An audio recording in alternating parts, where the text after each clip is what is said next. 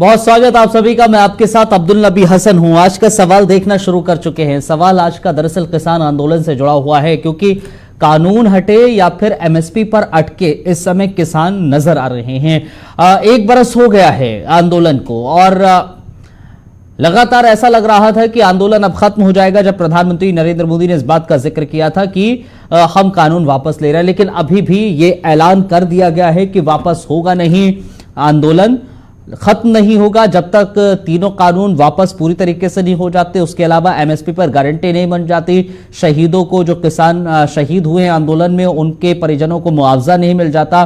गृह राज्य मंत्री उत्तर प्रदेश में जो मंत्री हैं टैनी साहब, उनका इस्तीफा नहीं हो जाता। लखीमपुर खीरी की जो घटना है, ये तमाम नई मांगे इस समय आंदोलनकारी किसानों की देखने को मिल रही। यही कारण है कि आज बॉर्डर्स पर हमें नजर आए किसान, और 29 तारीख को दिल्ली कूच अंदर करेंगे। संसद तक ट्रैक्टर मार्च निकाला जाएगा। लेकिन उन सब के बीच में आज एक और चीज देखने को मिली। दिल्ली के मुख्यमंत्री ने किसानों का समर्थन किया, तो वहीं हरियाणा के गृह मंत्री अनिल विज ने यह कह दिया कि जो किसान आंदोलन कर रहे हैं वो पूरी तरीके से राजनीति कर रहे हैं। आज चर्चा इसी पर करेंगे।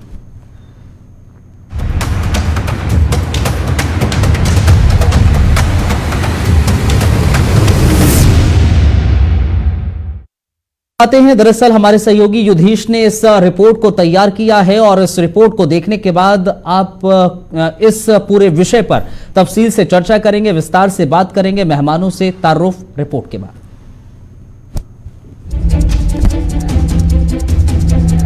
एमएसपी नहीं तो घर वापसी नहीं, इसी नारे के साथ किसान आंदोलन के 1 साल पूरे होने पर किसान बड़ी संख्या में एक बार फिर दिल्ली की सीमाओं पर कूच करने लगी है। प्रधानमंत्री के 19 नवंबर को तीनों कृषि कानूनों की वापसी की घोषणा के बाद सरकार ने तीनों कानूनों को रद्द करने की ओर अपना कदम बढ़ा दिया है। लेकिन वहीं दूसरी ओर अपनी नई मांगों के साथ एक बार फिर से किसानों ने दिल्ली की सीमाओं पर जमावड़ा लगाना शुरू कर दिया है। आज किसान आंदोलन के 1 साल पूरे होने पर किसानों के कई जत्थे दिल्ली की सीमाओं पर पहुंचे हैं। आंदोलन के 1 साल पूरे होने पर राकेश टिकैत ने भी साफ कर दिया है कि इसे खत्म करने का अभी प्लान नहीं है। उन्होंने कहा कि न्यूनतम समर्थन मूल्य को लेकर कानून बनाए जाने तक आंदोलन खत्म करने का कोई प्लान नहीं है। सरकार के पास में देखो, जब तक पार्लियामेंट चलेगा, सरकार के पास में सोचने का, समझने का सब टाइम सरकार के पास में है। 29 तारीख से और 23 तारीख तक चलेगा, 23 तारीख तक चलेगा पार्लियामेंट।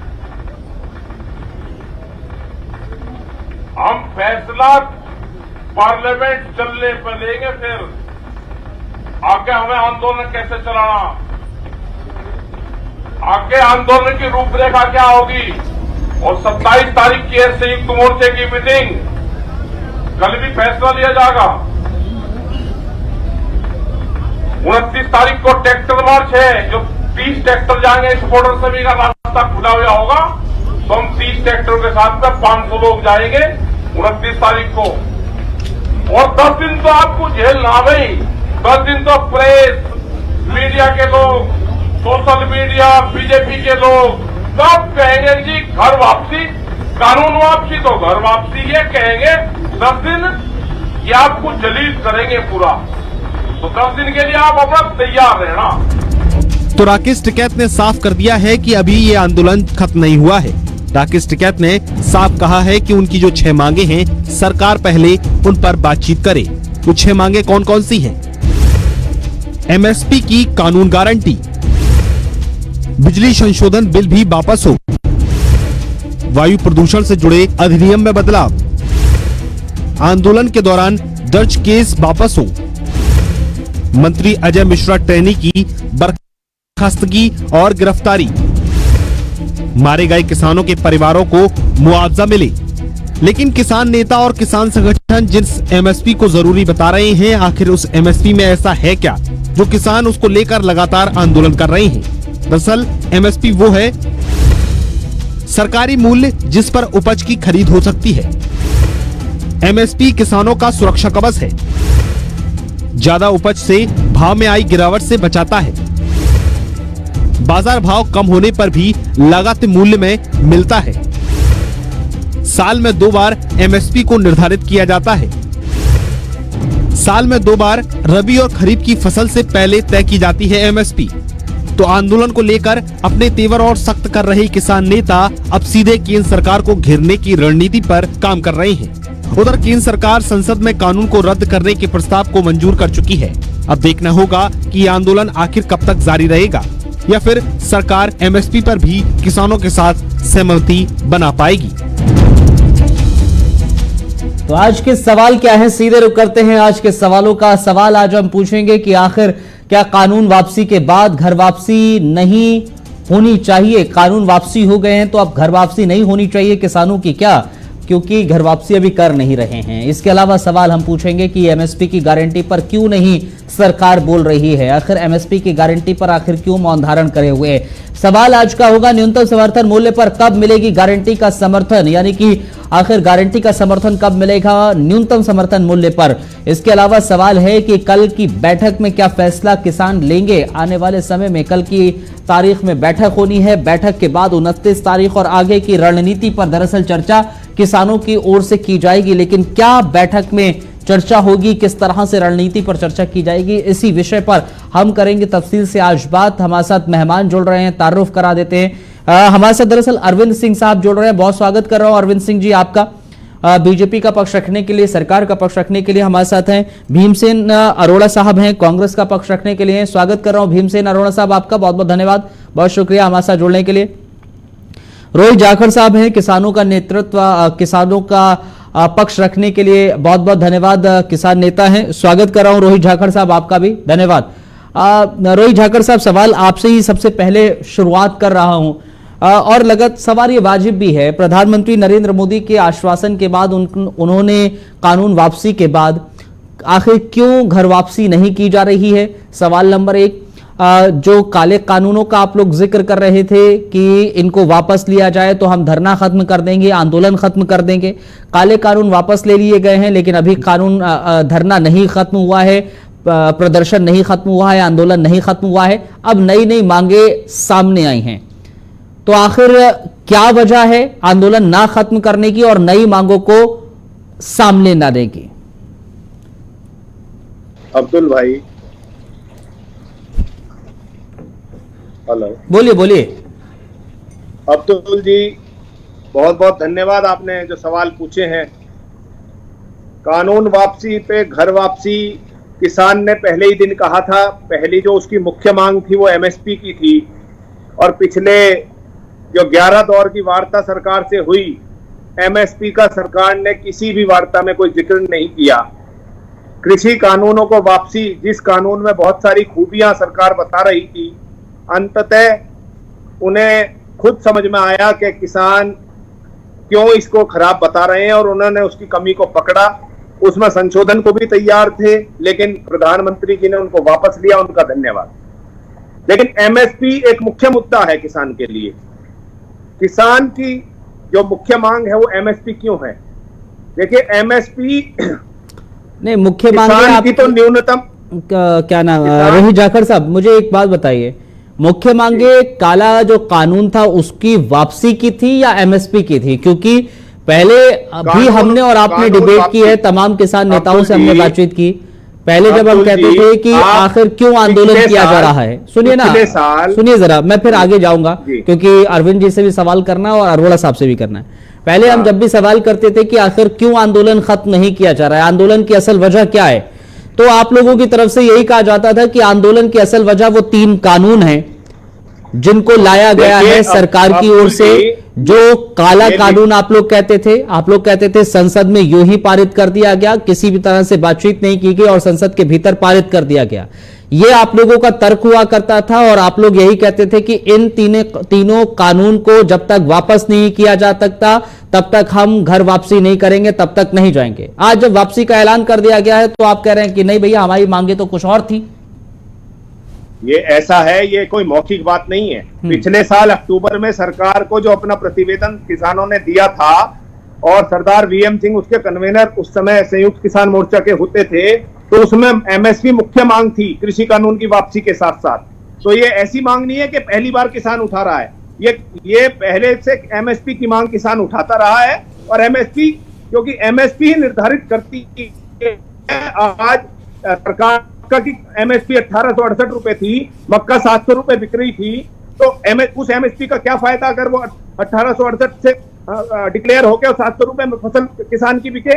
इसीलिए कि कोई उससे नीचे कोई ना खरीदे, और अगर जो भी खरीदे उस पर कानूनी विधिक कार्रवाई हो, इसको कानूनी जामा पहनाया जाए। इसलिए जाखड़ साहब ठीक है, आपकी मांग है एमएसपी की, लेकिन अनिल विज साहब कह रहे हैं कि आप लोग सिर्फ और सिर्फ राजनीति कर रहे हैं, ये कोई आंदोलन नहीं हो रहा है। आप कह रहे हैं कि भाई जब तक संसद का शीतकालीन सत्र चल रहा है, सरकार के पास मौका है, सरकार के पास सोचने का समय है, और जब तक चुनाव तक ये आंदोलन जारी रहेगा अगर सरकार नहीं मानती है। तो इस लिहाज से तो अनिल विज कह रहे हैं, सही कह रहे हैं कि आप तो राजनीति कर रहे हैं। अब्दुल जी, राजनीति कर रही है भारतीय जनता पार्टी। अच्छा, अगर हमारी मांग वाजिब नहीं थी तो इन कानूनों को वापस क्यों लिया गया? क्योंकि एक इलेक्शन का रिजल्ट प्रभावित ना हो, उस भय के कारण इन्होंने कानून वापसी ले लिए। अच्छा, अब ये कह रहे हैं कि हम राजनीति कर रहे हैं, हम अपना हक मांग रहे हैं। और हक मांगना अगर राजनीति, अरविंद सिंह साहब, तो किसान अपना हक मांग रहे हैं, राजनीति तो आप लोग कर रहे हैं। अब्दुल भाई देखिए, एक वाक्य है, प्रत्यक्षम किम प्रमाण, जो सामने हो उसके लिए किसी प्रमाण की जरूरत नहीं होती है। आपके साथ कम से कम 5-6 बार मैं कृषि के ऊपर, कृषि के नए कानूनों के अंदर डिबेट में शामिल हुआ हूं। हर बार कृषि नेताओं का यही मांग होता था कि सरकार पहले 3 कानून वापस ले, उसके बाद हम आंदोलन खत्म करेंगे। आप यदि आपके पास पुरानी रिकॉर्डिंग हो तो दिखाइए, श्रीमान राकेश टिकैत जी से लेके तमाम किसान नेताओं के, और इनका मीडिया के ऊपर ये कहना था कि 3 कानून वापस लिए जाएंगे तो हम वापस जाएंगे और बाकी चीजों के लिए हम बाद में बात करेंगे।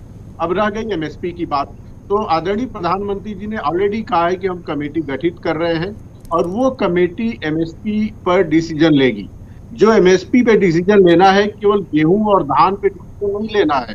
250 प्रकार की फसलें हैं, पोल्ट्री वाला भी किसान, वो भी इसके अंतर्गत आता है। एक मछुआरा है, मछली पकड़ता है, वो भी आता है। वाला जो दूध का काम करता है, वो भी इसके अंतर्गत आता है। तो कमेटी व्यापक अध्ययन करके डिसीजन लेगी, और वो जो भी डिसीजन होगा सबके ठीक है, कमेटी गठित होगी, कमेटी से ही बातचीत हो जाएगी ना सर। रोहित जी, मैं फिर आ रहा हूं, अरोड़ा साहब थोड़ा सा इस सवाल के बाद आपके पास ही आ रहा हूं। रोहित, जाखड़ साहब जवाब दीजिए, जाखड़ साहब जवाब दीजिए। अब्दुल जी, मैं एक बात याद दिला देता हूं माननीय अरविंद जी को। 2014 के चुनाव के बाद जब जाट आरक्षण सरकार ने खत्म किया था, तो उसमें सभी जाट नेताओं को बुला के प्रधानमंत्री जी ने अमित शाह की मौजूदगी में ये कहा था कि हम इसमें कमेटी बना रहे हैं और उसमें जल्द से जल्द हम इसको पुनः लागू करेंगे। तो कमेटियों का हश्र हमने पहले देखा है, इसीलिए हमें कमेटी नहीं चाहिए। कमेटियां तो स्वामीनाथन रिपोर्ट इन्होंने आंशिक लागू करके कह दिया पूर्ण लागू हो गई। ये झूठ बोलने में बहुत सक्षम है, इन पे बहुत बड़ा तंत्र है। किसान जमीन पे काम करता है, इनके पास सारी सरकारी ताकतें हैं। अरविंद जी ये भूल रहे हैं कि हम अगर राजनीति, हमने अपनी वोट से, किसानों के सहयोग से इस प्रचंड बहुमत के साथ प्रधानमंत्री जी को इस बड़े ओहदे पे बैठाया है।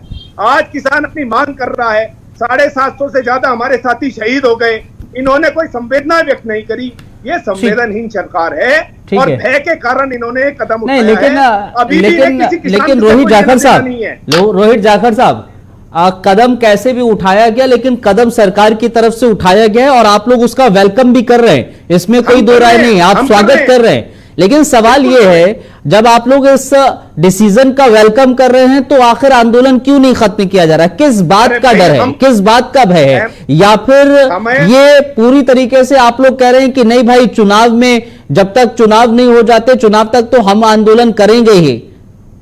देखिए, ऐसा है, पिछले साल जब आंदोलन शुरू हुआ था, हमने तब भी कहा था कृषि कानून काले हैं, इनमें कमियां तो हैं। वो तो खामियां वापस हैं, करवाने वापस का ऐलान कर दिया हो गया है गए। ना सर। अब हम कह रहे हैं एमएसपी भी हम उससे पहले उठा रहे हैं। आप नहीं तो लिखित में एमएसपी मेरी के लिए आप सरकार से मेरी बातचीत कर रिकॉर्डिंग सकते हैं ना। निकालो आप पिछली। उसका जी। खाली एक बात बताइए, क्या सिर्फ एक जरिया है एमएसपी को लागू करवाने का, आंदोलन ही जरिया है, या फिर कोई और बिना ऑप्शन हो सकता है, कोई और जरिया हो सकता है?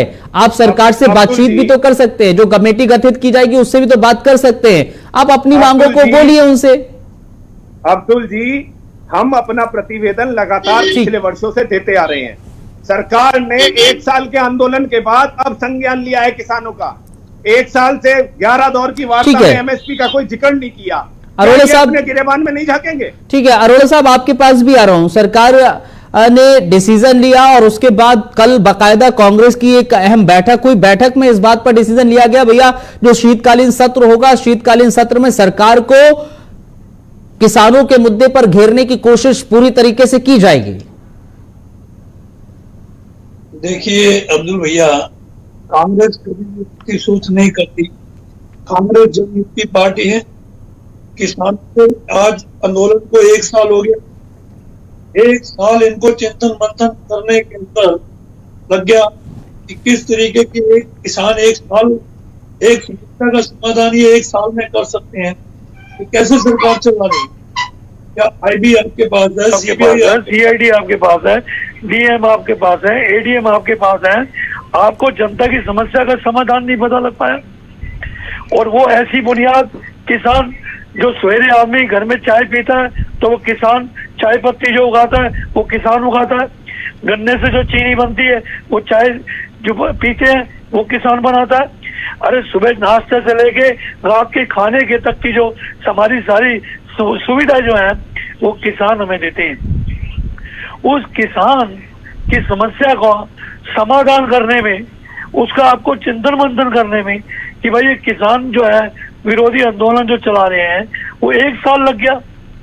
किस सोच प्रवृत्ति के नेता हैं आप?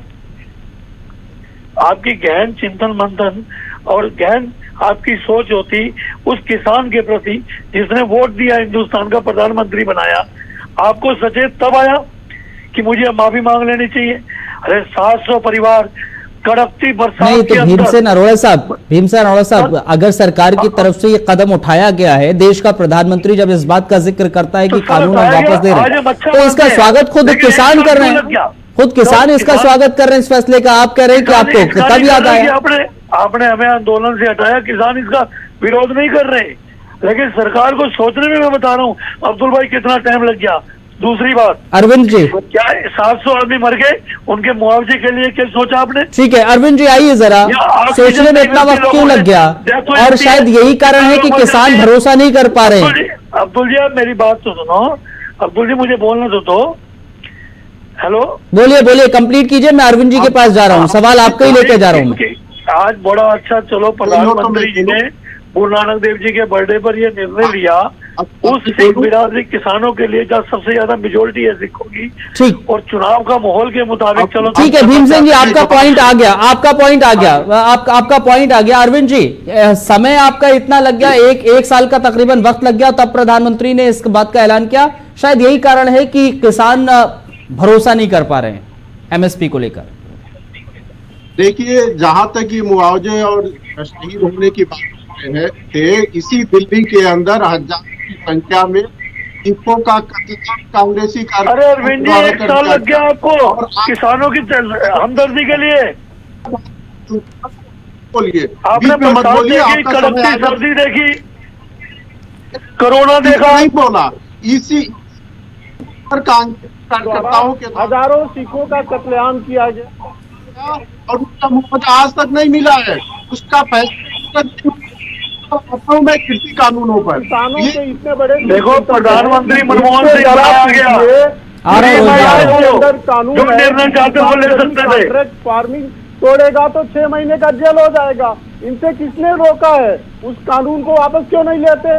पंजाब में कॉन्ट्रैक्ट फार्मिंग लागू है, महाराष्ट्र में ये शासन में आप फ्री हो, आप फ्री हो, प्रावधान है, जो मुआवजा आप दे सकते हो खुल के दो, फार्मिंग इनको बेचती हो तो मुआवजा दो, रुकिए अरोड़ा साहब, रुकिए जरा, अरोड़ा साहब रुकिए। रोहित जी कुछ कहना चाह रहे हैं, रोहित जी कुछ कहना चाह रहे हैं। बिल्कुल नहीं बोल रहा था अरविंद जी, अरविंद जी, अरोड़ा साहब रुकिए ना, अरविंद जी, जरा अरविंद जी, रुकिए अरोड़ा साहब देखिए, इस समय जब आप ऑनलाइन जुड़े हुए हैं, आप लोग ऑनलाइन जुड़े हुए हैं तो बात समझ में नहीं आती। टेक्निकली थोड़ी चीजें समझिए अरोड़ा साहब, टेक्निकली चीजें समझिए, दर्शकों को समझ में नहीं आएगा जब आप एक दूसरे को बोलेंगे। आपने क्या किया? एमएसपी इतना आवश्यक है तो कांग्रेस बताए पिछले 70 वर्षों में क्यों नहीं? ठीक है अरविंद जी, ठीक है, मैं रोहित जी के पास जा रहा हूँ। अरोड़ा साहब रुकिए जरा, अरोड़ा साहब रुकिए।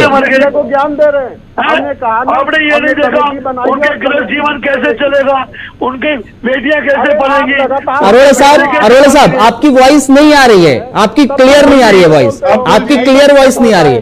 अरविंद जी आपके ही पॉइंट पर, आपके पॉइंट पर रोहित जाकर साहब कुछ कहना चाह रहे हैं। रोहित जी आइए जरा। अब्दुल जी, ये अगर सिखों का कत्लेआम कांग्रेस शासन में हुआ तो ये जस्टिफाइड है कि ये 750 आदमी जो हमारे शहीद हुए इन्हें मुआवजा नहीं मिलेगा? ये दोनों राज्य किस तरीके की कर रहे हैं? तो ये तो का ही नहीं है ना रोहित साहब, ये तो का ही नहीं है। कांग्रेस समर्थन करती है आपके साथ। अगर कांग्रेस ने गलती करी है तो भाजपा भी गलती करेगी। ये किस तरीके का वक्तव्य